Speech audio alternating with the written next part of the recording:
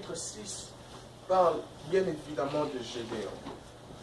Je pense que c'est vers le verset, pour ne pas me tromper, je vais juste voir rapidement. J'aime quand le Saint-Esprit change mon programme. On pensait faire autre chose, mais il transforme notre programme directement. J'aime ça. Je vais exhorter pendant 10 minutes et nous allons prier. Juge, chapitre 6. Nous allons commencer à partir du verset 12. Oh,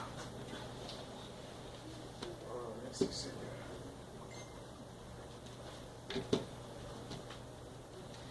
Juge, chapitre 6, verset 12. L'ange de l'Éternel lui apparut et lui dit: L'Éternel est avec toi, vaillant héros. Gédéon lui dit: Ah, mon Seigneur, si l'Éternel est avec nous, pourquoi toutes ces choses nous sont-elles arrivées? Si Emmanuel est avec nous, pourquoi toutes ces choses nous sont-elles arrivées? Pourquoi? C'est la question que la plupart des personnes se posent, n'est-ce pas? Je souligne que je n'ai pas préparé ceci, je l'ai senti dans mon cœur maintenant. Dieu a changé mon programme. Je pars sous l'inspiration du Saint-Esprit. Pourquoi toutes ces choses nous sont-elles arrivées? Et où sont tous ces prodiges que nos pères nous racontent? Quand ils disent: l'Éternel ne nous a-t-il pas fait monter hors d'Égypte? Maintenant l'Éternel nous abandonne et il nous livre entre les mains des mendiants. L'Éternel se tourna vers lui et dit: Va avec cette force que tu as et délivre Israël de la main des mendiants. N'est-ce pas moi qui t'envoie? Amen. Après que Gédéon ait pleuré, après que Gédéon ait eu le temps de se lamenter, Gédéon pensait que l'Éternel lui consolerait et dire: non, Gédéon, tu vois, en fait, ce qui s'est passé voulait dire ceci. En fait, en réalité, c'était cela. Mais l'Éternel dit à Gédéon: écoute, tout ça là, c'est pas important.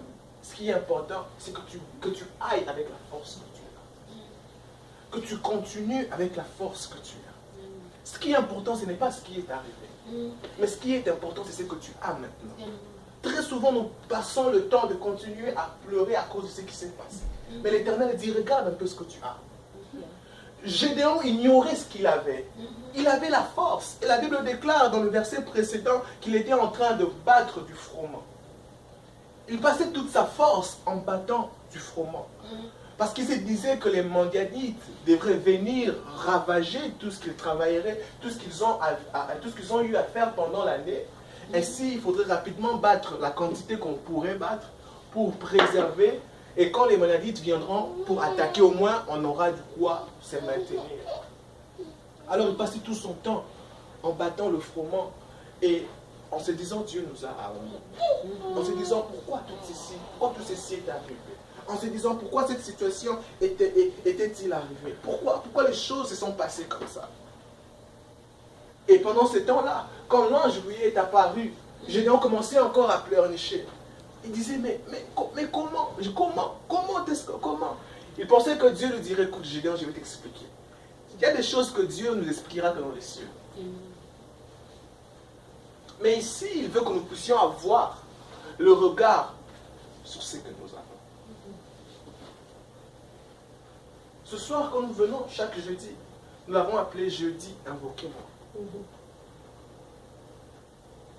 Parce que nous nous rendons compte que c'est vrai qu'avec le temps, nous avons comme l'impression qu'il y a des choses qui restent dans le temps. Et que nous avançons. Il y a des personnes qui restent, il y a des choses qui restent. Vous savez, il y avait des belles chaussures que j'avais en 2012 que j'aimerais avoir maintenant que je n'ai pas. Il y avait des amis qui étaient très proches, on était très proches, mais il a fait que je suis maintenant ici et ils sont restés où ils sont. À cause de là où le Seigneur est en train de nous amener. J'avais tellement besoin que nous puissions continuer, que nous puissions avancer ensemble. Mais le temps laisse certaines choses dans le temps. Et nous continuons à avancer. Et pendant que nous continuons à avancer, le Seigneur veut nous remettre à l'esprit quelque chose. Parce que plus on avance, on a comme l'impression que les meilleurs étaient les passés. Écoute, la vie la plus malheureuse, c'est de se réjouir que du passé. Okay. La vie la plus malheureuse, c'est la vie qui est brillante que dans le passé. In fact, la prière que vous devez faire, c'est que chaque année doit être meilleure que chaque année passée. 2008 ne peut pas être meilleur que 2018. No way. No way. No way.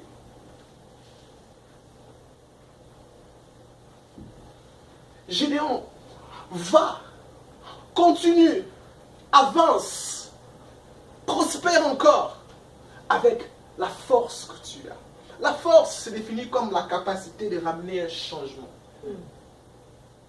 Va avec la capacité que tu as de ramener un changement autour de toi. Va. Avance encore. J'aime quand Dieu dit, va avec la force que tu as, et c'est lui-même qui te le dit.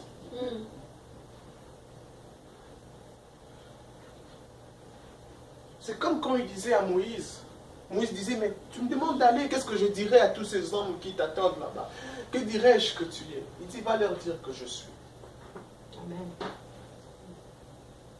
Moïse dit, mais tu es? Ouais, tu es, et puis, je vais leur dire, tu es, et puis.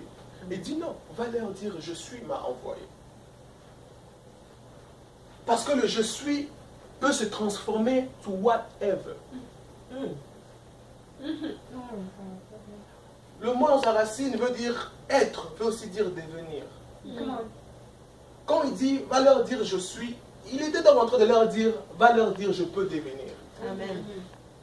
Quand tu marches et que l'hiver arrive, que tu as besoin d'un manteau pour te couvrir, je peux devenir manteau pour toi. Quand tu continues à avancer, que tu as besoin d'un compagnon, je peux devenir compagnon pour toi. Quand tu as besoin d'un conseiller, je peux devenir conseiller pour toi. I can become. Je peux devenir. Et il dit à Gédéon, avance avec la force que tu as. Alléluia. Quelle force Gédéon avait vraiment pour battre toute une armée? En réalité, il était en train de lui dire, avance avec la force que je mets en toi. En réalité, il était en train de lui dire encore, moi, je deviens ta force. Quand Dieu dit, je suis le chemin, la vie et la vérité, c'est-à-dire qu'il devient notre chemin, il devient notre vie, il devient notre force. Gédéon, la force que tu as n'est pas ta force. Je deviens la force de ta force. Je deviens la vie de ta vie. Quelle force Abraham avait pour mettre au monde à 100 ans? Quelle force Sarah avait pour mettre au monde sans césarienne à l'âge qu'elle avait? Quelle force elle avait? Quelle force avait-il Moïse pour frapper avec un bâton pour que la mer Rouge se sépare en deux? Avec quelle force devait-il frapper? Quelle force il a encore frappé le rocher pour que l'eau sorte du rocher? Avec quelle force il a frappé? D'ailleurs, son bâton n'était pas en acier. Avec quelle force les enfants d'Israël, plus de 2 millions qu'ils étaient, ils ont pu traverser la mer Rouge? Écoutez, ce n'était pas 10 personnes, c'était à peu près 2 millions de personnes qui devaient traverser la mer. Ce n'est pas un fleuve, ce n'est pas une rivière. Quels sont les kilomètres qu'il y a dans une mer? Des kilomètres et des kilomètres dans une mer. Ils ont traversé la mer Rouge. Et c'était des milliers de personnes. D'autres avaient des enfants. D'autres avaient des bagages parce qu'ils avaient des colis chez les Égyptiens. D'autres avaient de l'or, de l'argent, des fardeaux, des enfants, des tentes. Avec quelle vitesse marchaient-ils pour que les Égyptiens n'arrivent pas à les atteindre? Donc les plus vifs ne pouvaient pas courir rapidement parce qu'il y avait certainement quelqu'un devant lui. Mais la Bible déclare qu'ils ont pu traverser. Avec quelle force ont-ils traversé? Avec quelle force? Pourquoi toute une armée arrive, se fond, quand bien même qu'ils étaient rapides, vite, s'enfoncent dans l'eau, mais ceux-là fatigués, tout ce qu'ils avaient fatigué, chargé, tout ce qu'ils avaient sur eux les fatigués, mais ils ont traversé. Avec quelle force ils ont traversé? Avec quelle force? C'est en ces moments-là que Dieu devient la force des faibles. C'est en ces moments-là que Dieu devient la vie dans la vie d'un homme. C'est en ces moments-là que Dieu se manifeste dans la vie d'un homme. C'est le moment où on choisit d'aller, de continuer à avancer, mais de se rendre compte que God is with me. Alléluia. Dieu est avec moi. Alléluia. C'est pour cette raison que nous venons invoquer. C'est pour cette raison qu'il nous a dit, invoquez-moi, je vous répondrai. Vous savez, il y a un mot qui se rapproche du verbe invoquer, c'est évoquer. Évoquer veut dire élever, magnifier. Quand nous invoquons Dieu, nous le magnifions. Amen. C'est-à-dire, quand nous disons que nous sommes forts, nous ne disons pas que nous sommes forts parce que nous sommes forts, mais nous disons que nous sommes forts parce que Dieu est notre force. Et nous élevons Dieu. Jean 12, 32, il dit, quand le Fils de Dieu sera élevé, alors il attirera. C'est comme ça que nous venons élever. Quand nous élevons les fils de Dieu, alors lui commence à attirer. Tu as besoin de quoi? Des ouvertures. Il attire, il attire. Les gens pensent que tu es fort, alors que ça a été qu'attiré. Ça s'est ouvert, tu passes. Les gens te voient marcher sur l'eau, veulent essayer. Non, je marche sur l'eau parce que sa parole a été déclarée et moi je marche seulement. Amen. Pourquoi tu es dans le feu, tu ne te brûles pas? Ce n'est pas de ma faute. La parole a été lancée. Dans le feu, j'ai la parole avec moi. Je suis pas seul. Il y a la quatrième personne, il y a la parole. Amen. Je suis là. Et il y a un autre verbe qui se rapproche de évoquer. C'est révoquer. Révoquer veut dire destituer de ses fonctions. Mettre hors de ses fonctions. Dans le langage professionnel, quand on destitue quelqu'un, je peux carrément dire de manière vulgaire, on les vire. On le déconsidère de ce qu'il était. Alors, un langage commun dit celui qui ne dit mot consent. Donc, celui qui n'invoque pas Dieu, le révoque. Celui qui n'évoque pas Dieu, certainement, le révoque. Pourquoi? Parce qu'il pense qu'il peut sans lui. Mais nous sommes de cette race qui disons, yes, tibia, imago, là c'est un russe. Sans toi, je ne peux rien. Amen. Ni chivo, ni mago. Ça, ce n'est comme les parler en langue. Moi, je parlais en russe. Sans toi, je ne peux rien. Nous sommes conscients de la valeur qui s'attache au fait d'élever Dieu. Nous sommes conscients à la valeur qui s'attache au fait d'invoquer Dieu. Il y a des bénéfices qui viennent avec invoquer Dieu. Alors nous sommes en train d'avancer, mais nous n'avançons pas ayant la bouche fermée, nous avançons en invoquant Dieu. Ce soir, nous allons encore invoquer Dieu avant de finir. Alléluia. Nous allons invoquer Dieu. Y a-t-il une situation dans la vie pour laquelle vous voulez invoquer Dieu? Y a-t-il une situation dans la vie pour laquelle vous vous êtes senti si incapable? Vous avez tellement essayé, mais vous sentez comme si vous manquez de force dans cette situation. Il y a un parent qui me suit peut-être en ligne, après avoir parlé tant de fois à l'enfant. C'est comme si l'enfant n'entend jamais. Vous manquez de force devant l'enfant. Quelle est vraiment la situation? Quelle est la situation qui s'est présentée au-devant de vous et qui vous montre vraiment que, God, my brother, vous êtes sans force? Quelle est cette situation? Dans cette situation, invoquer celui qui doit devenir la force de votre force. Amen. Et avancer avec la force de votre force dans cette situation. C'est dans cette direction que nous allons prier le jour. Est-ce une ouverture quelque part? Est-ce les gens vous ont donné des conseils, des avis qu'il faudrait essayer, passer par là, mais que vous avez osé comme tous les autres, mais ça n'a pas marché pour vous? Quelle est vraiment cette situation dans laquelle vous êtes? Vous vous sentez dépourvu de force. Vous êtes dans la situation de Gédéon en disant, je suis je viens de la tribu des Manassés et je suis le dernier de ma tribu. Déjà, Manassé faisait partie des deux fils de Joseph, Ephraïm et Joseph.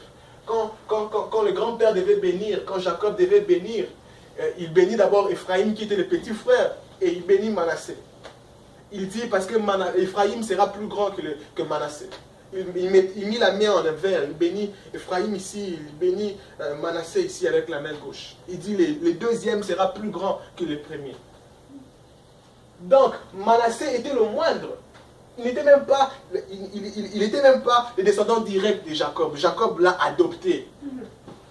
Mais on a rendu encore le moindre, même en esprit. Alors Gédéon savait cela. Il savait que s'il y a 12 tribus d'Israël, nous sommes les 14e, parce que les deux ont été greffés par la foi, ont été adoptés. Donc, ceux qui étaient de la tribu de Manassé étaient les tout derniers, les 14e. Donc je suis le dernier, et dans notre famille, nous sommes les plus pauvres de toute la tribu de Manassé. Nous sommes inefficaces. Quel est cet endroit dans lequel tu te sens inefficace? C'est là que le Seigneur veut démontrer sa force. C'est tout ce que nous allons faire aujourd'hui comme prière. Regardez un peu la famille. Quel est ce domaine dans lequel tu te sens inefficace? Tu aurais besoin d'être là. Si j'étais là, j'allais défendre, j'allais faire ceci, j'aurais besoin. Mais tu te sens dépourvu de force. C'est là que nous avons besoin de la main de Dieu, de la force de Dieu. C'est tout ce que nous ferons comme prière ce soir. Seigneur, deviens la force. Deviens la force de ma force. Deviens la force de ma force. Deviens la force de ma force. Si c'est tout ce que nous allons dire ce soir, nous le dirons, mais disons-le dans tous les aspects. Et je prie que pendant que nous serons en train de prier, comme l'apôtre Paul l'a fait dans Éphésiens 1:17, je prie que le Seigneur ouvre les yeux de notre cœur, afin que nous connaissions, que nous sachions quelle est l'espérance, quels sont ces endroits, quels sont ces domaines pour lesquels nous avons besoin de dire, Seigneur, deviens la force dans ces lieux. Deviens les murailles qui nous sécurisent. Deviens l'assurance de notre protection. L'assurance de notre habilité à changer les choses. Deviens la force. Est-ce que nous sommes prêts pour prier? Élevons nos voix et avec la même pensée, disons, Seigneur, deviens la force. Seigneur, s'il te plaît. S'il te plaît, deviens la force. Deviens la force. Deviens la force. Deviens la force. Deviens la force. Deviens la force. Deviens la force. Deviens la force. Oh, Reba Shandalabas, Brakayadaba. Deviens la force de famille. Rabashedelebi Akasende. Deviens la force de couple. Rabashandalaba. Pourquoi ils doivent à tout moment se séparer, se disputer? Deviens la force de couple. Ramasemredebe Shandalabaya Sedelibia. Rekasubrikalaba Shandalaba. Deviens la force, deviens la force. Si vous ne pouvez pas dire ça tout haut, en intelligence, en français ou en anglais, priez en langue. Priez en langue, mais ayez en tête la pensée de ce dont vous voulez que Dieu devienne la force. Deviens la force, deviens la force. Deviens la force dans quelqu'un. Fortifie l'être intérieur de quelqu'un. Quelqu'un doit avancer. Mais pourquoi il continue à traîner là? Quelqu'un doit avancer. Mais pourquoi continue-tu à traîner là?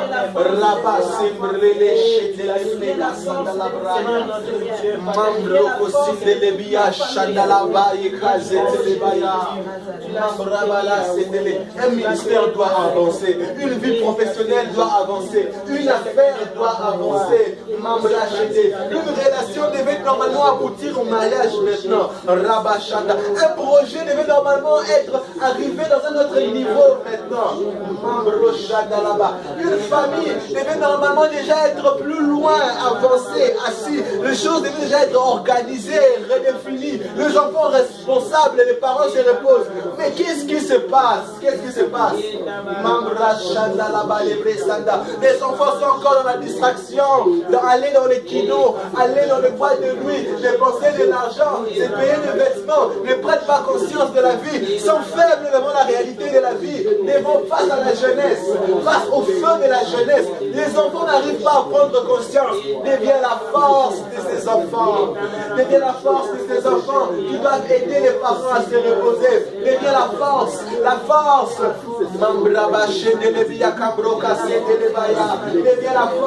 Deviens la force d'une personne qui après avoir essayé, qui après avoir osé, qui après avoir travaillé dans le milieu professionnel,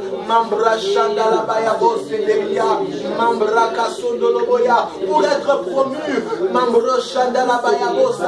mais face à cette affaire, c'est comme si rien ne marchait, c'est comme si rien ne s'ouvrait, c'est comme si les choses sont bloquées. Deviens la force. Quand tu deviens la force, les choses impossibles se font avec facilité. Les choses impossibles deviennent réalisables. Quand tu deviens la force, nous avançons comme normalement, mais nous faisons les choses au-delà du normal. Deviens la force, deviens la force. Deviens la force, deviens la force. La force, la force, la force. La force. J'entends même quelqu'un dire, j'ai envie de prier, j'ai envie de servir Dieu, j'aime mon Dieu. Mais c'est comme si des fois je sens que quelque chose me manque. Deviens la force, deviens la force, deviens le feu dans quelqu'un, deviens la force dans quelqu'un. Donne à quelqu'un de la force de prier après le travail. Donne à quelqu'un de la force de lire la Bible après avoir pris soin des enfants. Donne à quelqu'un de la force de se tenir au poste spirituel et intercéder. Donne à un pasteur de la force de se tenir au poste spirituel et de faire son travail d'intercédeur. Donne aux membres des églises la force de se tenir comme une équipe pour savoir intercéder les uns pour les autres, pour avancer dans l'esprit d'une armée qui sait intercéder, qui sait se tenir à l'abri de l'un pour l'autre.